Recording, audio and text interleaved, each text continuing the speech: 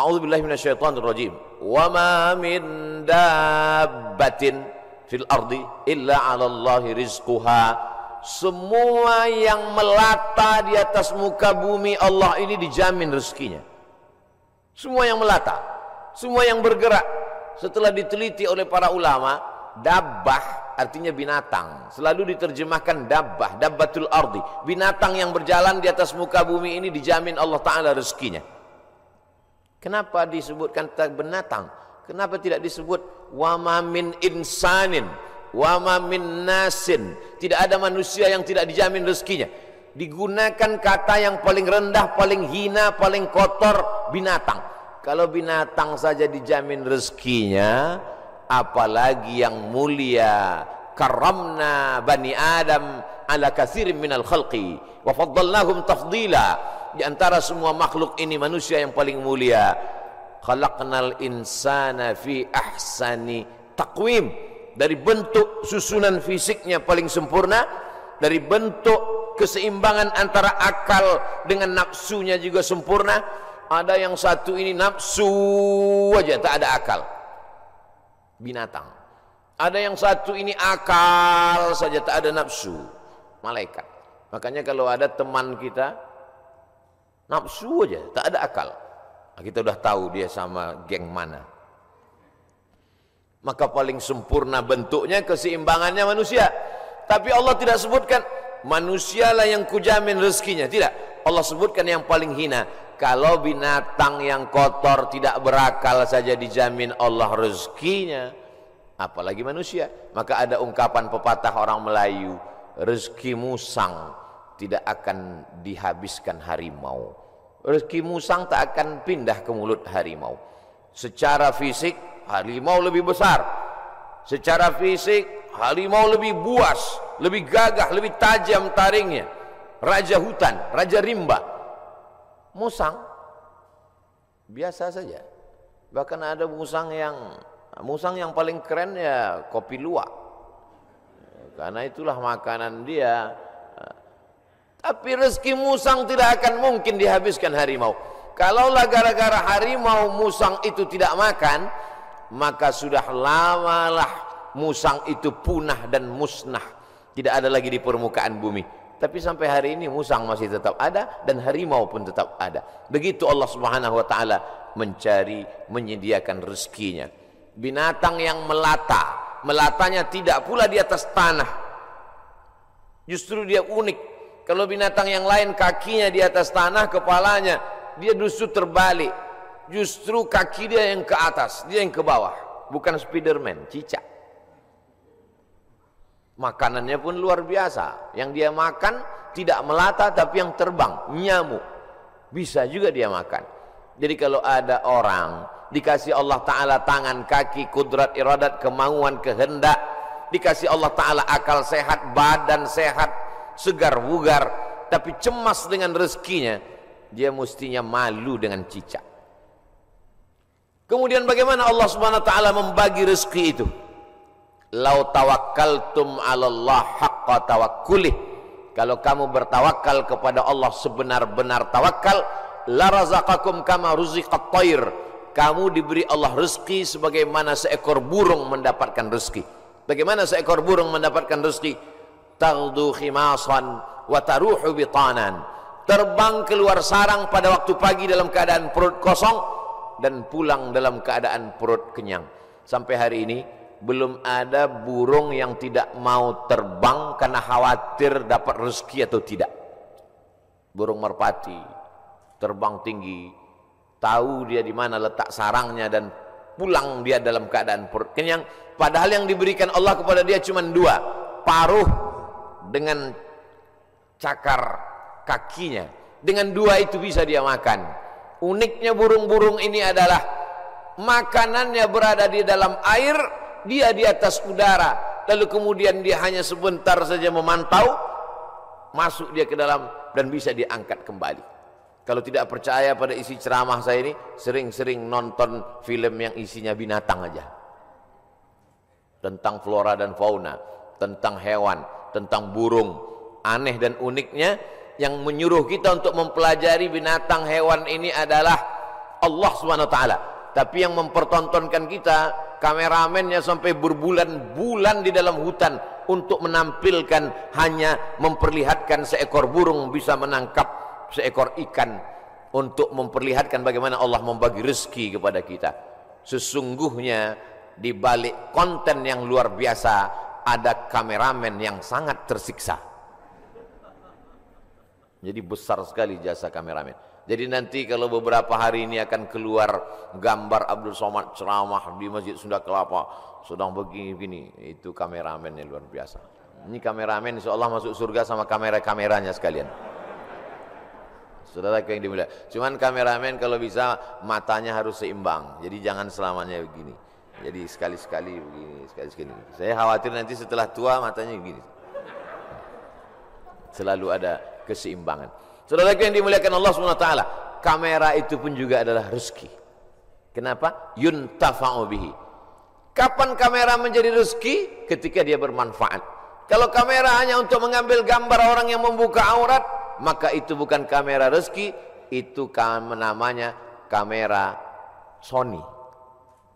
Itu namanya kamera laknat. Itu namanya kamera yang mendatangkan, bukan pada mereknya, bukan pada kameramennya, tapi apakah dia mendatangkan manfaat atau tidak. Begitu Allah SWT memberikan rezeki. Suatu ketika ada salah seorang dari wali-wali Allah, setelah mendengar ceramah Ustadz, bagaimana perjalanan Ustadz berdakwah, bagaimana perjuangan Ustadz, saya menganggap Ustadz salah seorang dari wali-wali Allah. Kata jamaah, mendengar itu saya, ente kok tahu? Saya ini wali murid. Kaedah kewalian, la ya'riful wali illal wali. Yang tahu bahwa itu wali adalah wali juga. Jadi kalau ada orang mengatakan, menurut saya Kiai Anu itu wali, berarti dia wali. Lalu siapa yang tahu bahwa dia wali? Kamu mengatakan Kiai itu wali? Iya.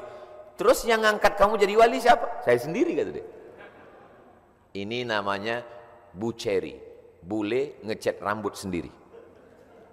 Karena dia klaim saja ada seorang wali Allah. Seorang wali Allah ini berjalan, dalam perjalanan panjangnya dia melihat ada seorang wali Allah juga yang duduk di gurun pasir hanya berzikir. Lalu wali yang berjalan bertanya kepada wali yang duduk, "Kamu kenapa duduk dari tadi tidak cari rezeki?" Kata wali yang duduk, "Apa kau tidak tahu firman Allah, wa ma min dabbatin fil ardi illa 'ala Allahi rizquha." Semua makhluk yang melata di atas muka bumi Allah, rezekinya sudah dijamin Allah. Percaya kau pada ayat ini? Percaya, aku wali Allah. Kalau percaya kepada ayat bahwa rezeki dijamin Allah, untuk apa lagi kita cari rezeki? Kalau kau tidak percaya bahwa rezeki dijamin Allah, lihatlah di atas pohon kurma itu ada seekor burung. Sejak telurnya menetas, sayapnya patah. Dia tidak bisa terbang, tapi dia tetap menjadi burung yang besar di atas pohon kurma. Kenapa? Kita lihat nanti. Tak lama terlihat datang burung lain membawakan makanan. Datang burung membawakan cacing, datang burung membawakan ikan.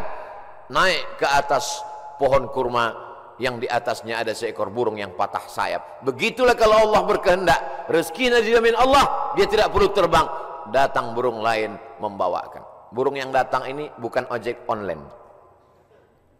Burung lain datang membawakan tanpa perintah manusia. Allah memerintahkan hatinya. Oh, begitu. Iya. Lalu apa kata wali Allah yang berdiri kepada wali Allah yang duduk? Kenapa kau tidak amalkan sunnah al-yadul ulya khairum minal yadis sufla? Kenapa engkau tidak memilih menjadi burung yang mendatangkan cacing dan ikan? Kenapa justru memilih menjadi burung yang duduk menunggu makanan datang? Mendengar itu wali Allah yang duduk itu tegak berdiri dan dia mengatakan, kalau begitu aku lebih memilih ingin menjadi burung yang membawakan makanan, karena mengikut sunnah Rasulullah SAW. Al-yadul ulya khairum minal yadis sufla. Tangan di atas Yang memberi lebih mulia daripada yang menerima. Artinya apa? Dengan rezeki, mencari rezeki, punya rezeki bermanfaat, maka orang itu lebih tinggi derajatnya daripada beriman, yakin, tapi hanya menanti, menunggu. Makanya dalam Islam diajarkan al-mu'minul qawiyyu, seorang mukmin yang kuat. Kuat fisiknya, kuat otaknya, kuat ilmunya, kuat finansialnya, kuat duitnya. Khairun, dia lebih baik di hadapan Allah. Wa ahabbu ilallah, lebih dicintai Allah minal mu'minid dhaif, daripada mukmin yang lemah. Wali Allah kalau menerima hadis mudah dia menerima. Ini contohnya. Wali Allah begitu menerima hadis langsung dia terima. Dia langsung tegak berdiri. Jadi kalau ada hari ini orang yang diyakini sebagai wali Allah tapi bertentangan dengan sunnah-sunnah Rasulullah, maka sesungguhnya bukan wali Allah. Jadi wali apa? Wali setan. Suatu ketika ada seorang wali Allah membawa murid-muridnya untuk menemui seseorang yang dikatakan wali Allah. Diceritakan dalam kitab Ar-Risalah Al-Qushairiyah, Imam Abul Qasim Al-Qushairi. Murid-murid, kita mau ketemu dengan seorang wali Allah. Di mana Tuan Guru? Di masjid. Dia tidak pernah keluar masjid, dia dalam masjid. Ya, sampai di dalam masjid bertemu dengan wali Allah, bersalaman. Tiba-tiba orang yang dikatakan wali Allah itu, maaf, meludah dalam masjid. Lalu kemudian saat itu juga sang guru berkata, mari kita tinggalkan orang ini bukan wali Allah. Kenapa Tuan Guru? Dia banyak karamahnya, dia mulia. Karena dia meludah dalam masjid. Perbuatannya bertentangan dengan syariat, bertentangan dengan sunnah Rasulullah SAW. Karena bumi yang paling mulia adalah masjid, meludah dalam masjid adalah menghinakan masjid, maka perbuatannya sudah menjatuhkan kedudukan dirinya di hadapan Allah karena bertentangan dengan sunnah Rasulullah sallallahu alaihi wasallam. Jadi mudah saja standar hidup ini, ikuti saja sesuai dengan ketentuan yang dibawa oleh syariat Nabi Muhammad sallallahu alaihi wasallam, termasuk dalam hal mencari rezeki ini. Kalau dia ikuti sunnah Rasulullah dengan cara yang halal, maka itu berarti dia adalah termasuk umat Muhammad sallallahu alaihi wasallam. Dia kaya Pak Ustadz, mobilnya mewah, mahal, rumahnya megah, hebat, tapi tidak pernah keluar rumah cari rezeki. Jangan-jangan punya babi ngepet, jangan-jangan tuyulnya 3 kontainer. Nahnu nahkumu bizawahir, kita menghukum orang itu dengan melihat zahirnya. Yang tahu batinnya hanya Allah Subhanahu wa taala. Wallahu yatawallas sarair.